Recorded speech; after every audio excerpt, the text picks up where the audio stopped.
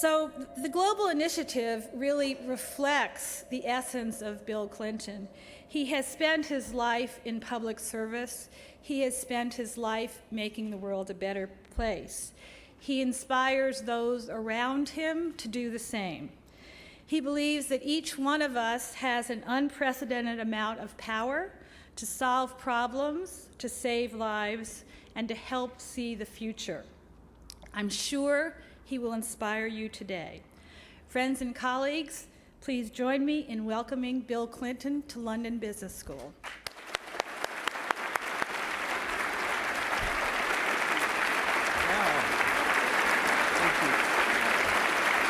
Thank you very much. Thank you. Thank you.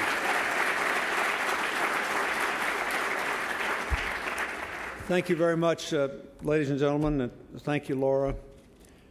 I am honored to be here, and I'm sorry it took so long.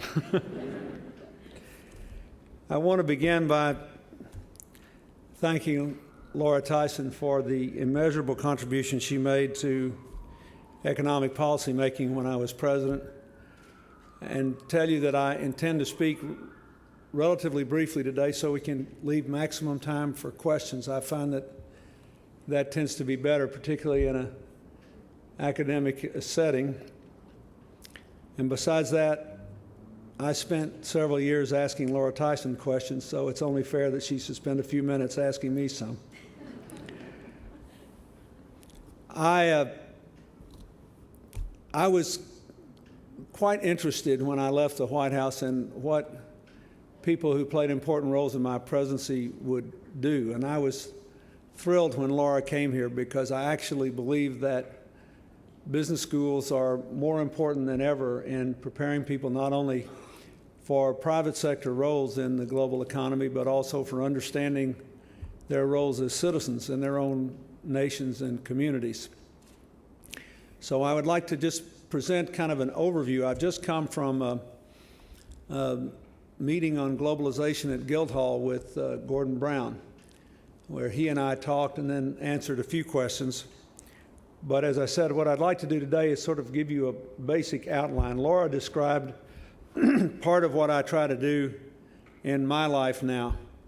When I got out of the White House, I wanted to find areas where I could still be effective, that I'd cared about as president, where I could still have an impact. There are a lot of things I cared about as president where I can't still have an impact. One nice thing about not being in office is that I can say whatever I think. Sadly, not as many people care what I think anymore, but at least I can say it. I think, first of all, it's quite important that all of you have a worldview, a sense of what this moment in history is, what its vast opportunities are, and what its challenges are. It doesn't have to be my worldview, but you need one. Otherwise, every day when you pick up the paper, you will feel that you're wading through the political equivalent of chaos theory in physics, that there are apparently unrelated events. I would also encourage you, when you read about things, to try to distinguish between the headlines and the trend lines. If there's an item in the news, is it something that really is part of a larger movement? And if so, how does it fit in? Most people talk about this being the age of globalization. I far prefer the term interdependence because it connotes things other than economics. The world economy was actually about as globalized as it is today before World War I. But there were a lot of other discontinuities that don't exist today, and therefore I think we are less likely to get into a nation-state war or a set of wars that could sweep the globe than we were over 100 years ago.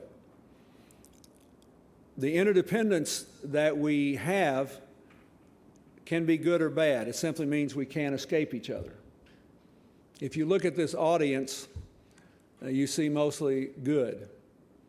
Otherwise, you couldn't be here today. You'd be out scratching out a living somewhere. And if you look at the audience, I'm sure it's much more diverse than it would have been if a former American president were giving a speech like this 30 years ago. That too is a reflection of interdependence. Almost no matter what happens, most of you will do quite well. But there are negative aspects to a purely interdependent world where people can't escape each other. 9/11 was an interdependent event. We had 19 people from the Middle East use open borders, easy travel, easy access to information and technology to come to the United States, embed themselves in our society, and turn 3, they hoped 4, giant jet airplanes into massive chemical weapons. Those were chemical weapons of mass destruction. They could get the plans for the World Trade Center. They knew perfectly well that in order to build those buildings that high, they had to be able to float with the wind. And so the steel girders in the frame weren't reinforced with concrete the way, let's say, the Empire State Building is, so that if you hit them with that much fuel and it exploded, the frame of the building would melt and bring it down, all because of globalization, the availability of information, the understanding of the basic architecture and the impact of a certain amount of heat generated in the way it was.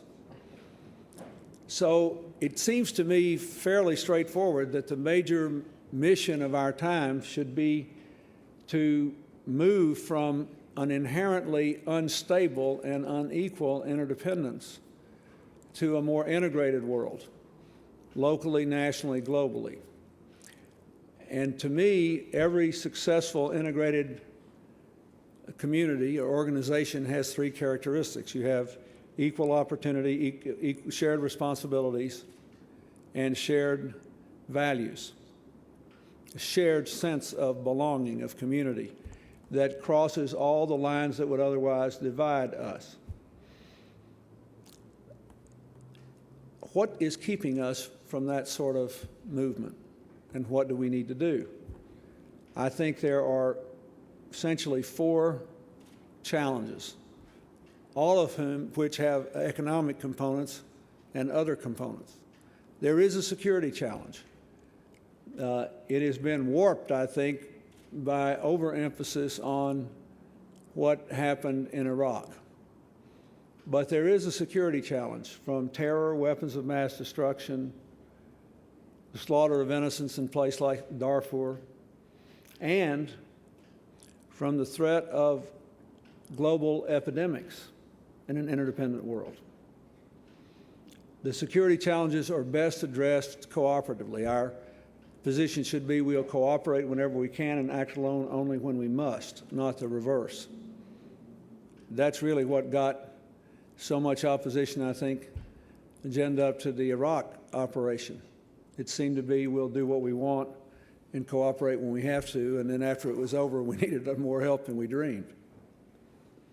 But the fundamental fact is that the most important things happened in the war on terror since 9/11 is that over 3,500 people have been arrested because of people none of you have ever met, or most of you never have.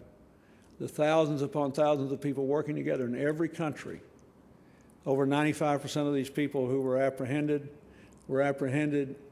outside the United States by people other than American officials because we were all working together and we weren't the only target. But you've had terrorist operations here in Indonesia, in the Philippines, all across the world. And we have to deal with it cooperatively. Same thing is true with an effort to control the production and distribution of materials which can be turned into dangerous weapons, biological, chemical, and nuclear. With the emphasis on rebuilding nuclear power, the key question is not whether nuclear power is inherently dangerous, but whether the production of nuclear materials will be sufficiently subject to being made into weapons. If you use plutonium to run a power plant, you just take the spent fuel rods out. If you have enough, you can make a bomb. If you use enriched uranium, you have to enrich it much, much more to make a bomb. But we need to know what countries can and can't do and what they are committed to do and what the inspection systems are. With regard to the problems of Darfur and similar problems, it's clear to me anyway that part of the UN reform ought to be the ability to raise and deploy a sufficiently muscular force with a sufficiently broad mandate to stop things like that. Right now, the African Union is in Darfur essentially at the sufferance of the Sudanese government, who permits people to be killed and is now going into neighboring Chad, the Janjaweed are, and they say nobody but African troops can come here. The UN is beginning to get fed up with this, but we should have long since done something about it. All the NATO countries don't have to send troops there, but we do have to provide logistics, as we have already helped people to move in. There are lots of countries, even Muslim countries, that would be willing to go there. I think the Bangladeshis would. The Indians and the Pakistanis are getting along better. They should be asked to send a joint force there. But we generally need a much more automatic trigger to move into these places more quickly with a broader mandate. Otherwise, you're going to have more Darfurs for political reasons. With regard to infectious diseases, I just would say briefly, I think the world did a good job with Sars. The Chinese were originally in denial. They turned on a dime. They worked with the Canadians and others. Sars could have killed tens of thousands of people, and it was shut down in its tracks by international cooperation. There's a lot of vigilance now about avian influenza, a lot of work being done to stockpile vaccines, and an enormous amount of information sharing, so that now if the chicken comes down with avian influenza in Romania, we all know that they killed every chicken within 2 square kilometers. And we laugh about it, but it's a good thing that we know that. And so far, we're on top of this. But never forget that between 1918 and 1920, in a much less mobile world, when the populations were rendered mobile by World War I, soldiers were, and then they all went back home, somewhere between 25 and 50 million people died from an unchecked influenza virus. In today's population terms, that could be 150 million to 200 million people. So this is a very serious thing. You even have cases of airport malaria now where people are exposed passing each other in airports. So that's the first issue we have to address. The second thing I'd like to talk briefly about is global warming. I believe it is the only existential threat that those of you who are students here, your generation faces. It could literally undermine your ability to raise your children and grandchildren. A whole spate of new books and studies have come out in the last couple of months, and I'll just cite 2 or 3. A drill through the ice pack in Antarctica, deeper than any before achieved, has enabled us to measure the patterns of climate warming over the last 200,000 years. The climate is warming more rapidly than at any time in the last 200,000 years.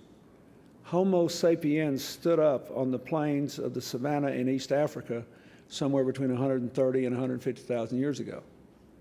So this goes back to before the time when our species was on the planet. The last ice age receded 15,000 years ago. That enabled people to move across the globe.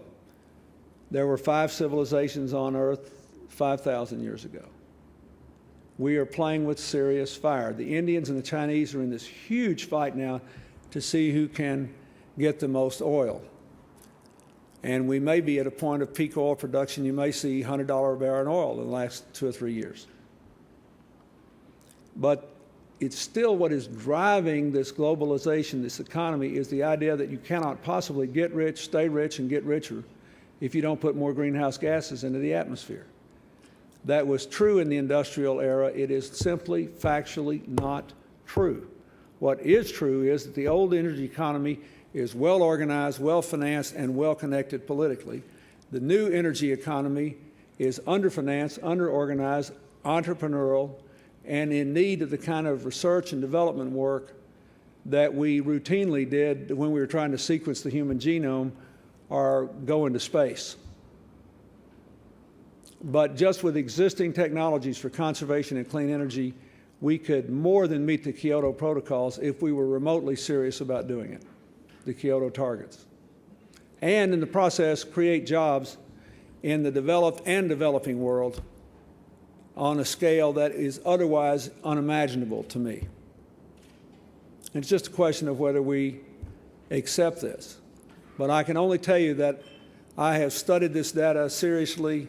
I consider it an existential threat to your future. It may be the most remote security threat you face, but the only one that has a chance to change the life of everybody on the planet for the worse. And yet it's a phenomenal opportunity. The third thing you have to face is that when you come to the London Business School and equip yourself to do well and believe in the global economy, over half the people are not benefiting from it. In the developing world, half the folks still live on $2 a day or less, 1 billion people on $1 a day, 1 billion people go to bed hungry every night, 1 billion people have no access to clean water, 2.5 billion people have no access to sanitation, 1 in 4 deaths every year from AIDS, TB, malaria, and infections related to unclean water, mostly cholera and diarrhea.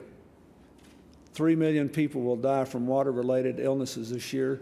80% of them are under 5 years of age. Most of them will not make enough money in 6 months to buy what the nicest neckties in this audience cost. And so it's important to realize that if we really want to live in an interdependent world, we have to get the 130 million kids who aren't in school. We have to have a much more serious response to the epidemics that don't kill anybody and, for all practical purposes, in the UK and America anymore, that are still ravaging the world. And we have to economically empower people who are just as smart and hardworking as you are, but they don't have the same access to education and opportunity. And the fourth thing we have to do is to keep improving our conditions here at home, wherever home is in the developed world, because there are a lot of people in the developed world who feel very threatened by the large numbers of new jobs coming online in India and China.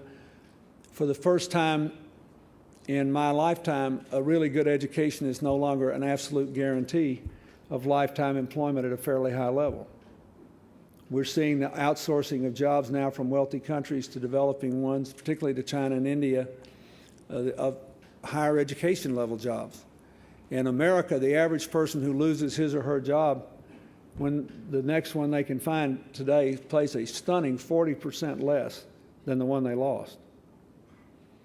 So if we lose the ability to guarantee both opportunity and a certain level of Social Security within the developed countries, we will destroy the consensus in those countries for the investments in the developing world that are so important to bringing our world together.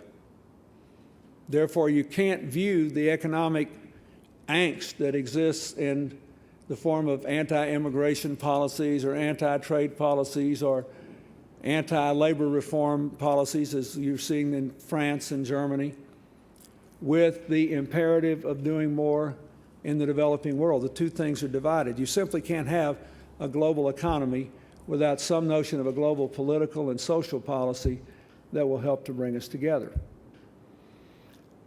I have a strong preference for markets. They do well to create wealth and allocate goods and services. I have a strong conviction that you still have to have a government response to make sure everybody has an opportunity to access the market, to limit its abuses, to hold it accountable, and to get into new areas that clearly are required for our future prosperity, like the economic opportunities of climate change. And the final thing I want to say is private citizens have more power to do public good than ever before because of the rise of the NGOs as a global movement in the developed and developing world alike. It is no accident that Time magazine named Bill and Melinda Gates and Bono its People of the Year, people who've never had any political office, but who have done enormous public good as private citizens. Laura talked about the Clinton Global Initiative. We raised $2.5 billion in 2 days for action to fight poverty by economic empowerment, to find economic opportunities in climate change, to improve governance in poor countries, and to bridge the religious divides that are so wrenching for us everywhere. My AIDS project provides medicine to about 250,000 people today at the lowest costs in the world because NGOs can operate more efficiently than government can, and because we organize the market for medicine and cut the costs drastically. And now we're treating children, bringing rural health care, trying to leave a structure that goes way beyond the ability to treat HIV and AIDS. But I'll just give you one example of a big challenge. That when you read in the papers that there are 44 million people that are HIV positive, it's a guess. No one knows. Why? Because 90% of the HIV positive people in the world do not know they are. All those numbers are extrapolations from the number of people on treatment or the number of people who die every year or who are being cared for sick in a hospital with full-blown AIDS. And you extrapolate, you know, in any given environment, 10 to 15% of the HIV positive people will have to have medicine to stay alive. So you take the number of people being cared for in hospital, the number of people that are on medicine, the number of people that die, and you extrapolate up.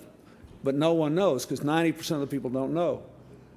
So we worked hard to cut the cost of testing, which is now virtually instantaneous. You can find out in 15 or 20 minutes if you're HIV positive, from about $3 per test down to 50 cents.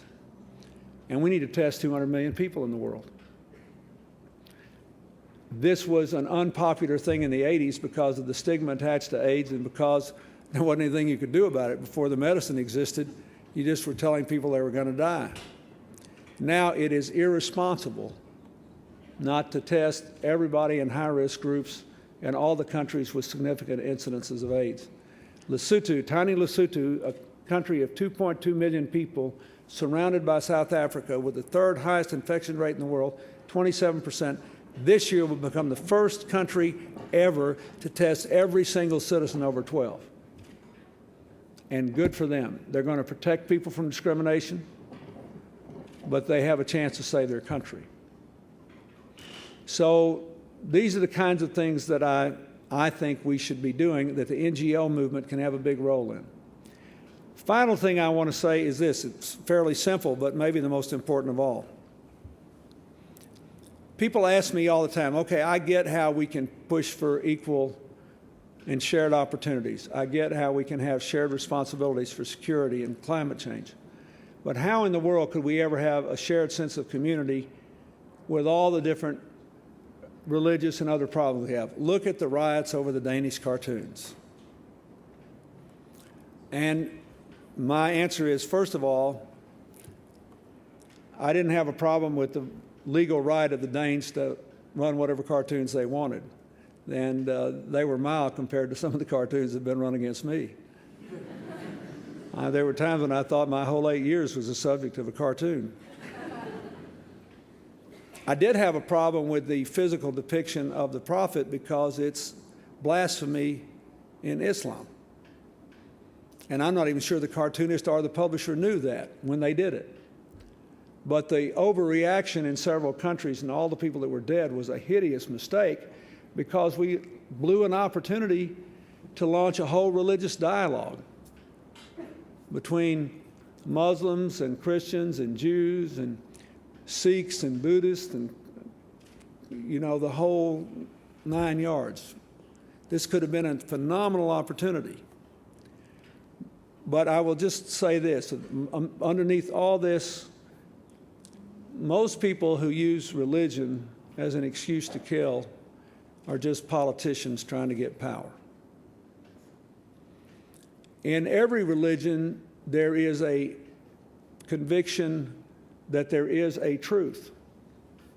But there is a very great deal of difference between saying there is a truth, capital T, and saying that any person in this lifetime can be in full possession of it, much less turn it into a political program that is fully true, so that if you reject it, you don't deserve to live.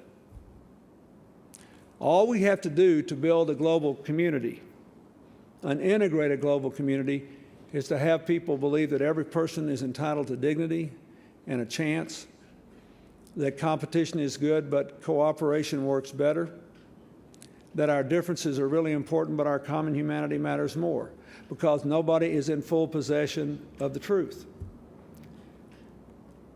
That may be the most important struggle of all.